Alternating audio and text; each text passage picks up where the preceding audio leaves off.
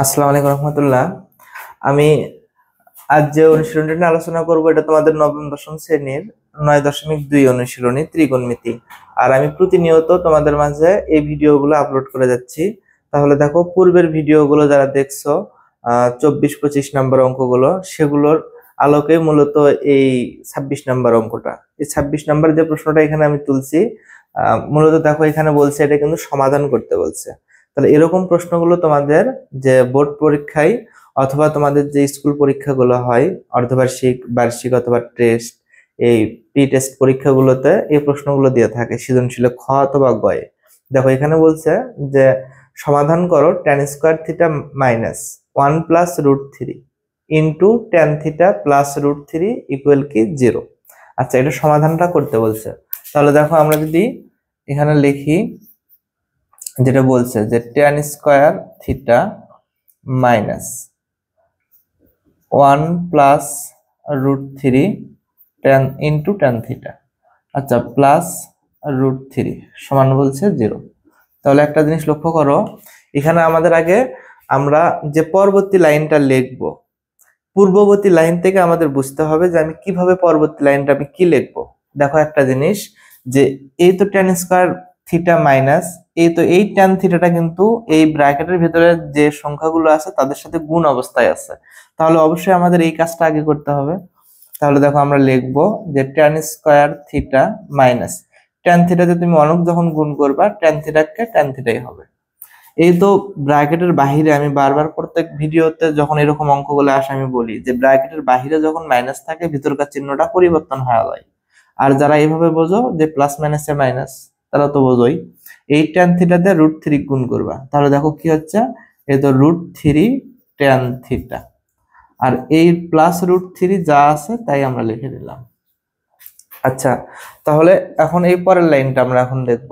দেখো এখানে আমরা দেখে বুঝতেছি যে আমাদের এই পাশে tan স্কয়ার থিটা আছে, এই পাশে tan থিটা আছে। তাহলে একটা tan থিটা আমরা কি নিব, কমন নিব। এই তো একটা tan থিটা কমন নিলাম, তাহলে দুটোর থেকে একটা গেলে কটা থাকবে, একটা থাকবে। এই তো মাইনাস tan থিটার মধ্যে গেল, কমন গেল, তাহলে কি থাকতেছে, কিছু না থাকলে 1 মাইনাস। দেখো উভয় পাশে কিন্তু আমাদের √3 কমন যাচ্ছে, তাহলে আমরা এখানে √3টা কমন নেব। তাহলে tan থিটা থাকছে শুধু √3 এর মধ্যে গেল, শুধু থাকে tan থিটা। এই তো প্লাস মাইনাসে কি হবে, প্লাস মাইনাসে কি হবে, মাইনাস √3 এর মধ্যে গেল, কিছু না থাকলে 1, এই তো সমান 0। তাহলে এখানে আমরা যে জিনিসটা দেখতেছি যে মিডল টার্ম উৎপাদক বিশ্লেষণের মতো। দেখো দুই বন্ধনী একই রকম হয়েছে, তাহলে আমরা জানি যে এরকম দুই বন্ধনী যখন একই রকম হয় সেখান থেকে কটা লিখতে হয়, একটা, আর বাহির থেকে লিখতে হয় একটা। দেখো বাহিরে যা যা আছে সেটা লিখবা আগে।